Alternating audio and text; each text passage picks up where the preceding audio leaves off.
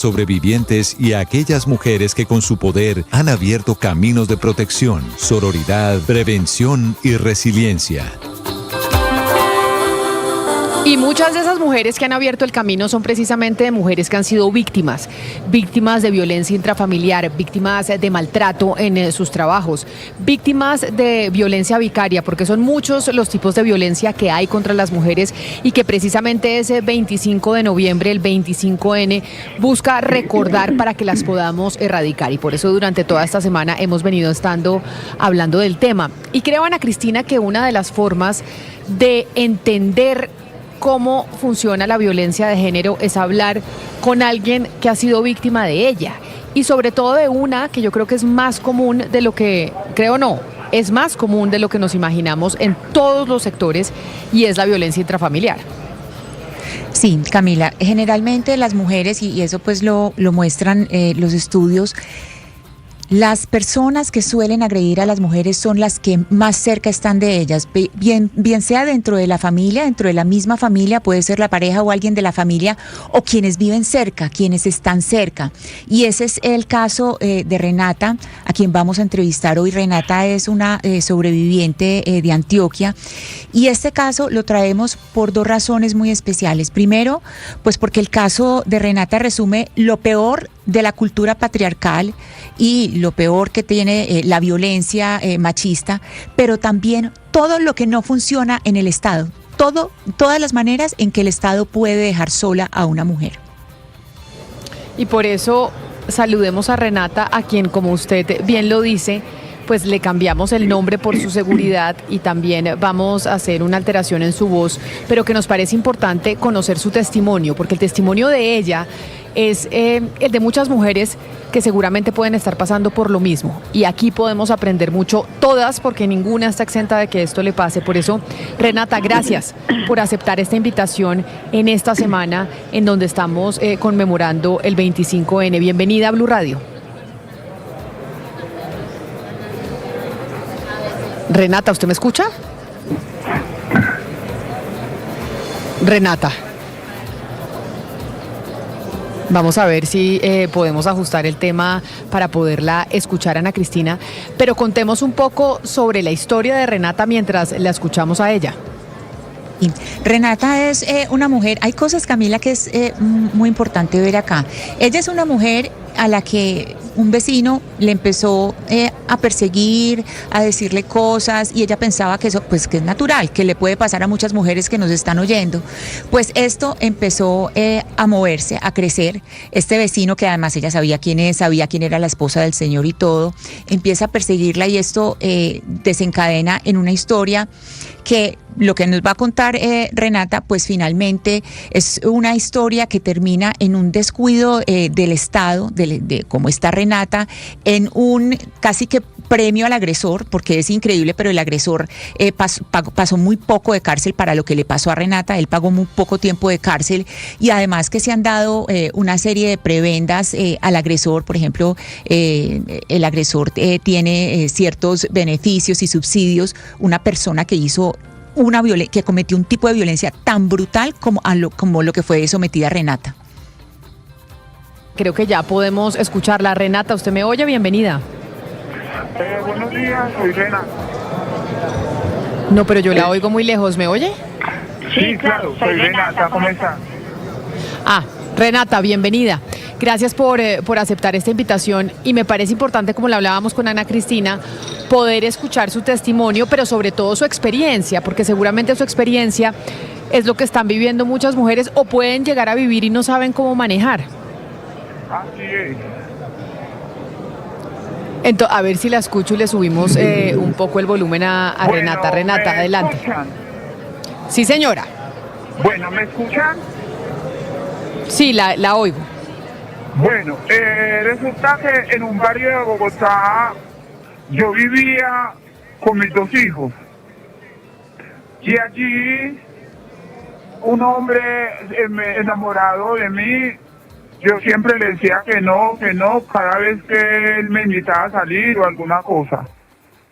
Yo nunca pensé que decir no iba a entrar a ser un problema como el que a mí ese hombre me ocasionó. Pero Sí. un día, él de tanto acosarme, molestarme, me invitó a ir a cierto lugar donde me dijo que lo acompañara para él ir a hacer una vuelta. Yo le dije a él que lo acompañaba con la cuestión de que no me volviera a molestar. Y así fue como nos fuimos a hacer tal vuelta.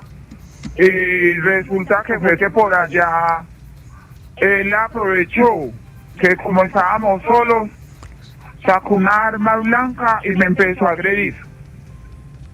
Donde en esa agresión perdí las manos, tengo fuertes heridas en la cara, en la espalda.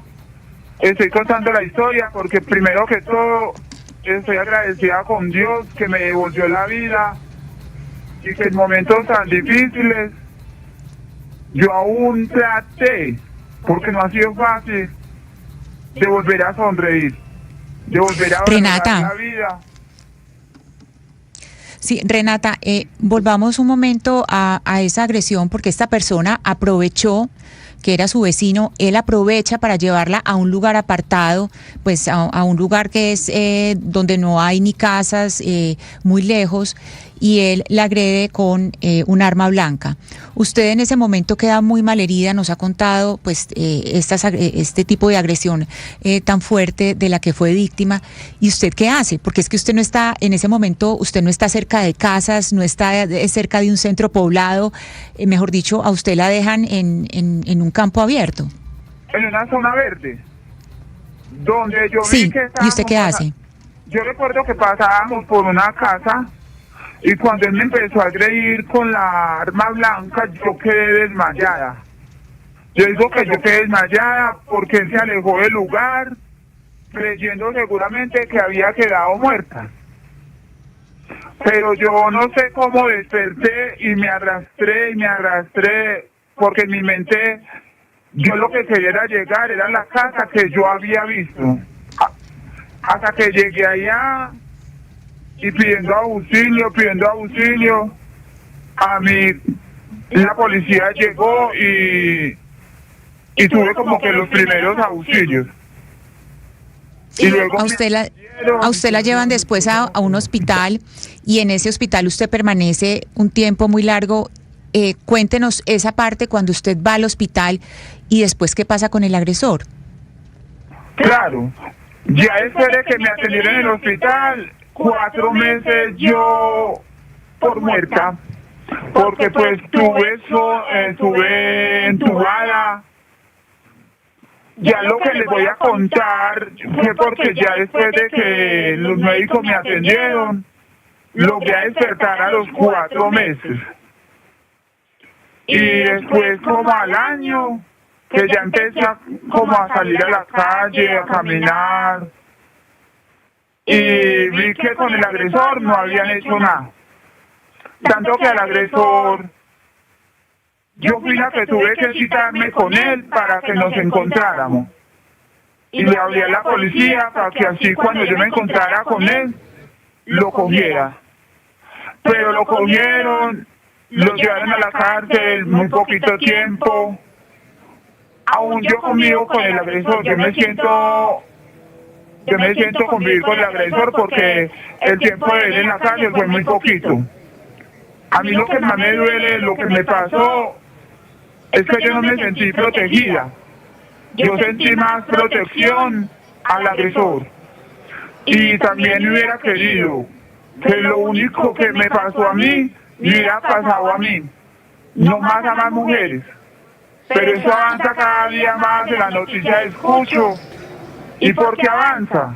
Porque así como yo me sentí que no fui protegida, no hay protección a la mujer y cada día va a avanzar más la violencia.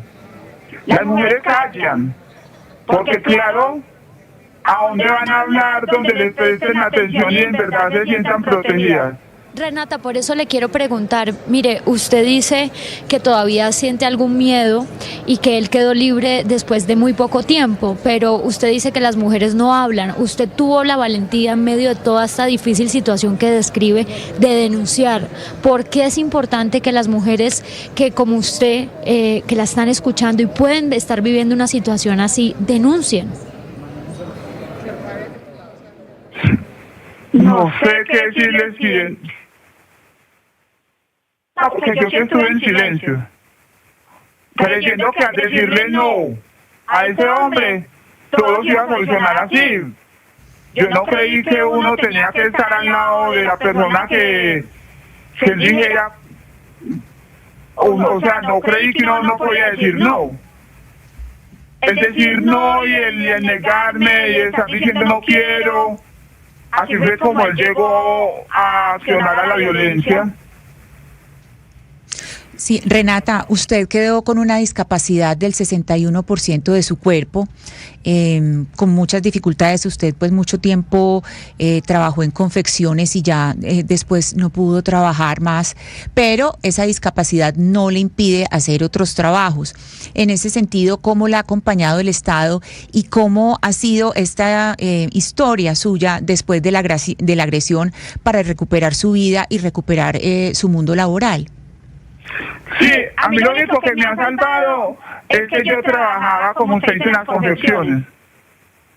Y eso fue lo que un día me indemnizaron. Pero del Estado yo no he recibido ninguna ayuda. Porque, es más, en este momento he necesitado un papel de certificado de discapacidad y ni aún así nadie me lo resuelve. He ido a una parte, a otra. En la alcaldía de Medellín, fui la busqué y allá me dijeron que se demoraba un año, cuando yo la necesito más rápido. Y esta historia que usted narra y lo que le ha pasado, pues es aterrador.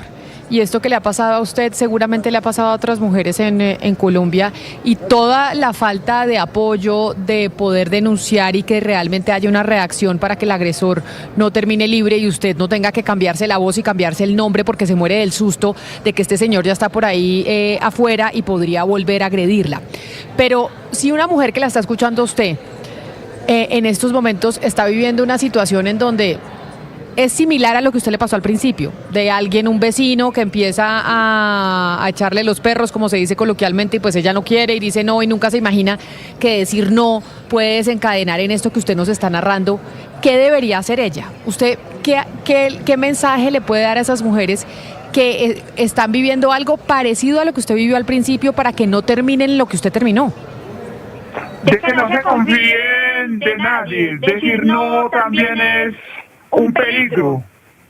Que piensen en el momento hablar con la familia o a ver con quién alguien pueden hacer para defenderse antes de que pase algo terrible como esto. Y también a las personas que les pase algo de tristeza, que salgan de ahí, que busquen la salida. Pues precisamente por eso, Renata, por eso es importante oír su historia e historias como la suya. En esta semana en donde lo que se busca por parte de las Naciones Unidas y creo que en el mundo entero es que podamos erradicar la violencia contra las mujeres, que es de muchos tipos, y escuchar testimonios como el suyo, pues demuestran qué cosas se pueden hacer para poder evitar esta situación que usted tuvo que vivir lamentablemente. Le mando un abrazo grande y muchas gracias por haber aceptado pues esta entrevista con estas condiciones técnicas difíciles de tener que cambiarle el nombre, tener que cambiarle la voz, pero eso precisamente le muestra a los oyentes lo duro que es para una mujer que ha sido agredida y que no cuenta con las garantías para que ese agresor no tenga la posibilidad de volver a hacerle daño en otra oportunidad. Gracias por estar aquí con nosotros. Hasta luego.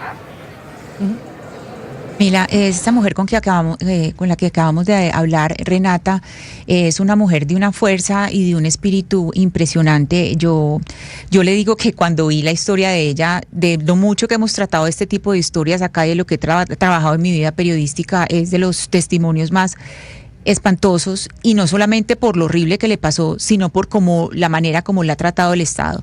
Esta señora ha estado yendo una y otra vez a la Alpujarra a pedir que la ayuden, a pedir que es que tiene una discapacidad de más de 61% y ella necesita sobrevivir. Esta es una mujer joven, ella tiene 2 hijos ya grandes, pero ella necesita sobrevivir. Ella, como nos dijo, pues ahora está en la ciudad de Bogotá, pero como sus papeles pues están en Medellín, a veces le toca devolverse. Y entonces es como esta cosa de la burocracia, y que le dicen que le van a sacar un certificado en un año, pero ¿cómo así que en un año? En un año ella necesita comer y trabajar. Entonces es una revictimización increíble, que es lo que ha pasado con este tipo de víctimas, que no solamente la justicia, también las instituciones del Estado pues las hacen esperar y las revictimizan una y otra vez. Pues por eso, Ana Cristina, hoy alzamos la voz por estas mujeres, y el llamado es a que las escuchen, el llamado es a que las rodeen, que si bien es cierto, ahora hay muchos mecanismos de apoyo, no puede suceder que el mismo Estado sea el que abandone a personas con estos casos, y es un llamado a que las abracen y que haya una red de apoyo, porque lo que necesitan las mujeres es alguien que las abrace para que tengan esa fuerza de poder denunciar. Y si nos están escuchando, que recuerden siempre que hay que tener valentía y que sobre todo hay que protegerse a sí mismo, y denunciar es hacerlo. Nos vamos a hacer una pausa, ya regresamos con las noticias del mediodía para que usted esté actualizado de lo que está pasando en Colombia y en el mundo. Estamos en la semana del 25N, Día Internacional para Eliminar la Violencia contra la Mujer.